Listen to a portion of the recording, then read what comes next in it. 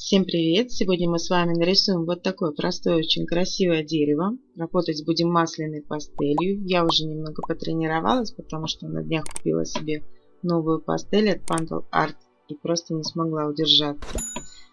Начнем. Сначала я нарисую набросок карандашом. Я использую обычную акварельную бумагу. Такая продается, наверное, в каждом магазине товаров для творчества. Начинаю со ствола дерева. У меня оно будет такое изогнутое, поэтому особо не стараюсь. Чем корявить, тем лучше. Так даже будет интереснее. Затем приступаю к рисованию камней. Делаю их такими округлыми, не очень маленькими. Словно дерево у меня пробивается сквозь камни, и вот получается такая каменная горка.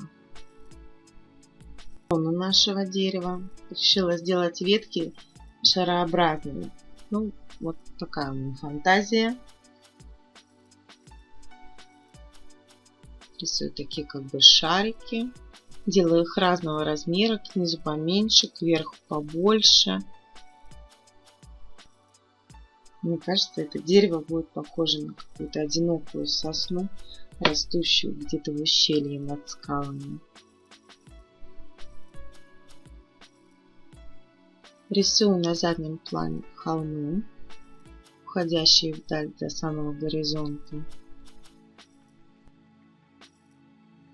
С эластиком. На листе останется лишь еле-еле видимый след от карандаша. Так пастель не будет пачкаться, а карандаш, но при этом будет виден контур рисунка, очертания. Можно приступать к самому интересному. Это раскрашивание. Я выбираю самый темный фиолетовый из тех, что у меня есть. Начинаю закрашивать им верхнюю часть листа. Стараюсь не оставлять просветов, насколько это возможно. Если остаются какие-то просветы, но в дальнейшем все равно их растушую, так что не переживайте.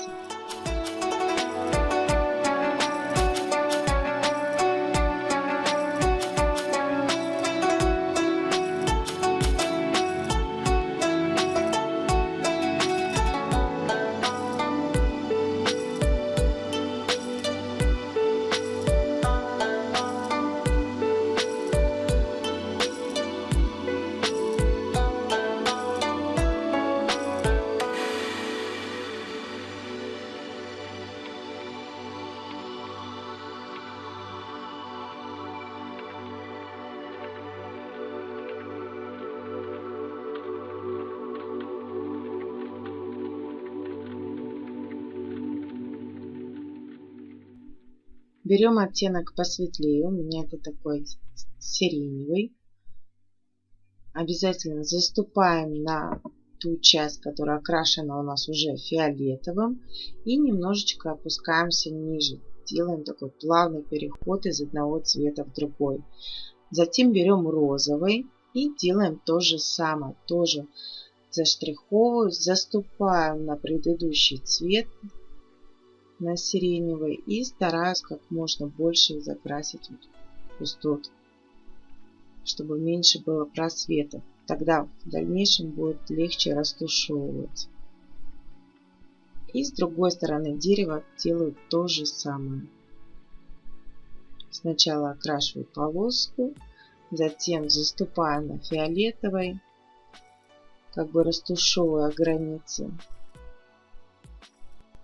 Следующим у меня будет оранжевый цвет. Тоже заступаю им на розовый для дальнейшего смешения. И вот делаем такую совсем небольшую полосочку, потому что оранжевый у меня очень насыщенный. И теперь буду разбавлять его желтым. У меня вот такой светлый лимонный желтый. Растушевываю сейчас прям им оранжевый. Заступаю почти до самого розового. И с другой стороны делаю то же самое. Сначала желтую полоску, а затем растушевываю желтым оранжевый. Получается такой плавный переход.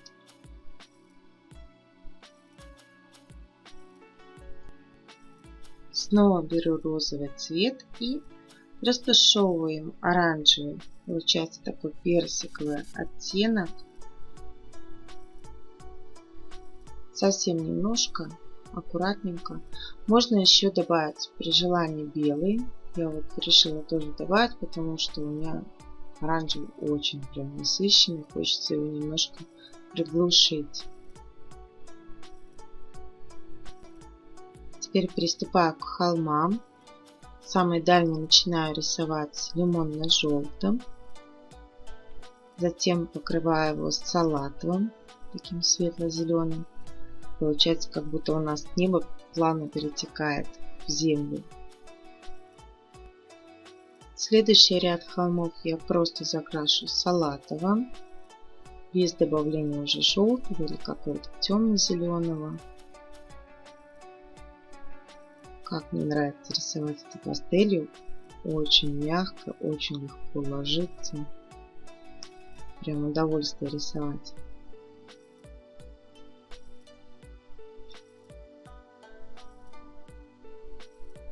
И последний ряд. Начинаю также с салатового, но совсем чуть-чуть, легкими штрихами. А оставшуюся часть уже закрашу изумрудным зеленым. Также захожу немного на салатовый, смешиваю эти два цвета между собой.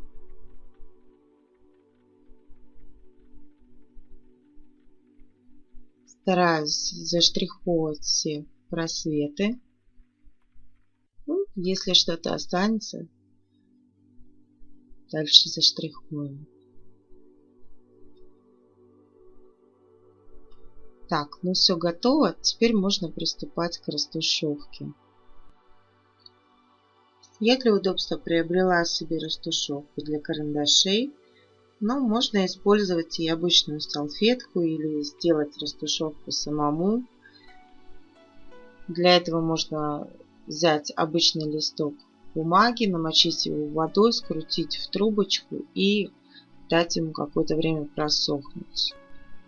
В прошлом видео, где я рисовала кувшинки, как раз пользовалась именно такой вот растушевкой. Оставлю здесь подсказку на это видео, ну или оставлю ссылочку в описании. Сейчас у нас просто такой механический процесс растушевывания.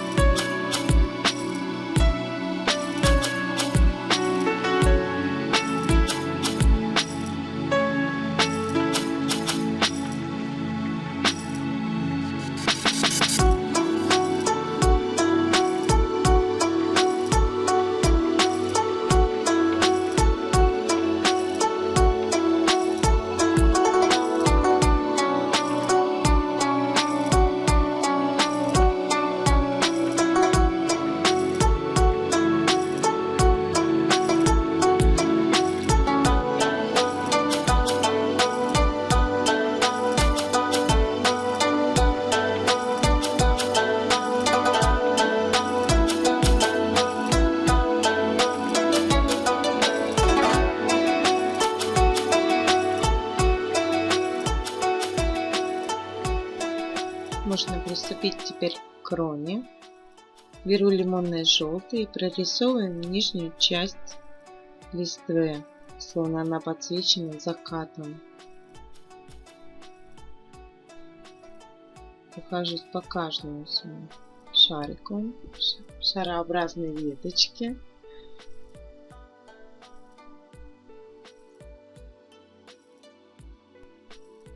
На верхней тоже добавлю немного, так, скорее, чтобы отделить его больше от других. Теперь следующий ряд рисую салатовым. так на каждом шаре, на каждой нашей веточке. Стараюсь немножко заходить на желтый, чтобы их смешать.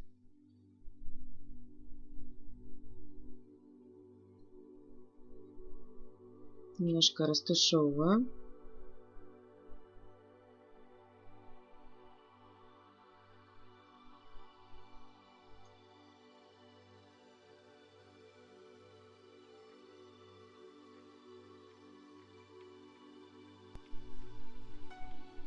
Теперь беру изумрудно-зеленый и раскрашиваем верхнюю часть наших шаров, веточек. И так один за другим потихонечку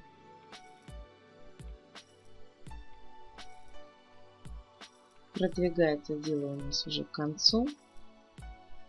Осталось еще немножко. И самую верхнюю часть веток я окрашу более темным зеленым. У меня вот такой прям темно-зеленый. Ну, если у вас нету, можно тогда использовать темно-синий или даже тем же фиолетовым пройтись по макушечкам наших веток.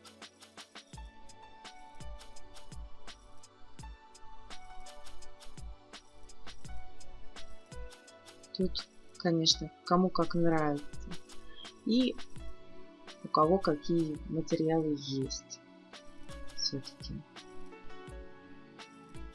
Сейчас прорисовываю по чуть-чуть границы между моими веточками, чтобы отделить их друг от друга. И начинаю растушевывать.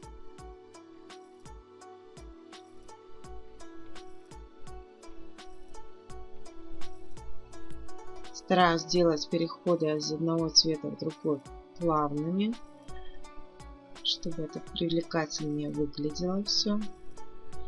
Подправляю границы контура. Где-то у меня там немножко небо не прокрасилось. И также границы сейчас между самими ветками.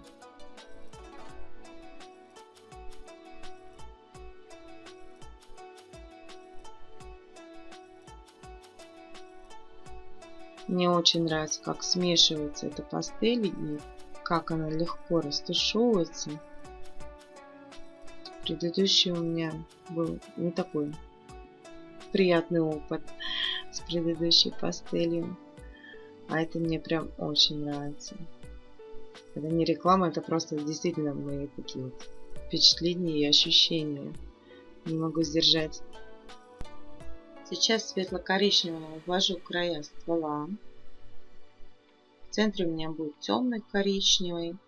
Если у вас только один коричневый, то им можно раскрасить весь ствол, а по краям добавить желтого или охры. В общем, смотрите, подбирайте, смотря какие у вас цвета есть. Сейчас прокрашу коричневый. Но мне кажется, недостаточно. Все-таки темный он у меня. Надо будет добавить немножко черного.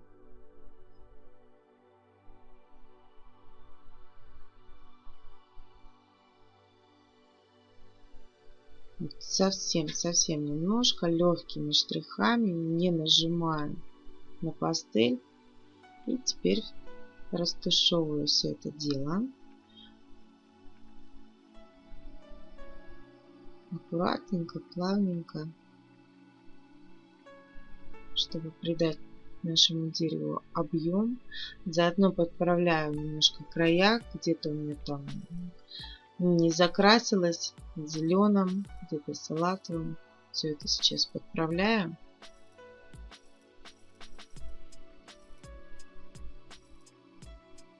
И получается вот такой вот освещенный солнышком ствол дерева.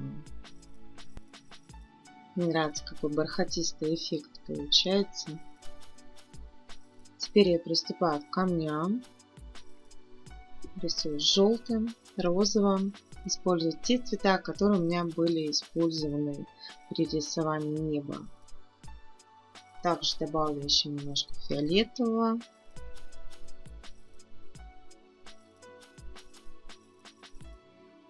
Словно прошел дождь, и на влажных камнях отражается небо. Хочется добиться вот такого эффекта, какого-то интересного.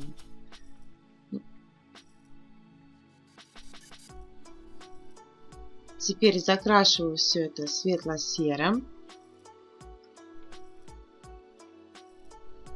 Желтый, розовый, они словно растушевываются, растворяются.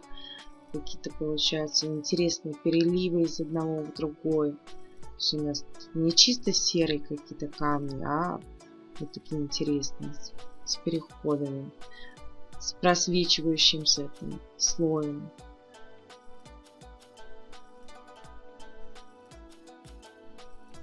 Очень хорошо у нас легла пастель, даже, наверное, не придется растушевывать. И теперь черным цветом, уточняя немножко деталей, прорисовываю углубления между камнями, какие-то трещинки и немножко тени. Тоже сильно не нажимая, прям легонечко-легонечко, потому что эта пастель у меня так прям хорошо ложится. И теперь серым цветом растушевываю вот тот самый черный. Получается красивые, приятные тени. Аккуратненько, аккуратненько, чтобы не смазать все.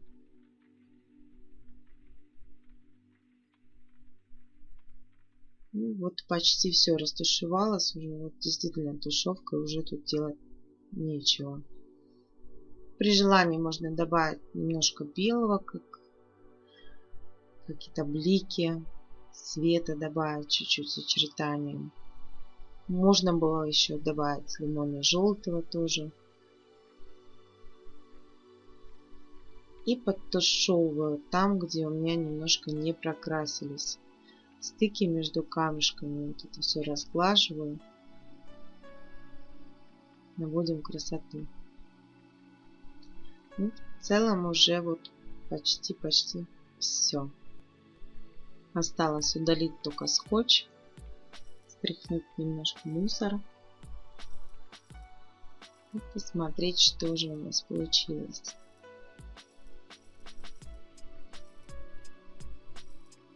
Мне очень нравится. Ну, собственно, вот и все. Рисунок наш готов. Вот такое красочное дерево получилось. Если понравилось, ставьте лайк, подписывайтесь на канал, пишите свои пожелания в комментариях. Пока-пока. До новых встреч.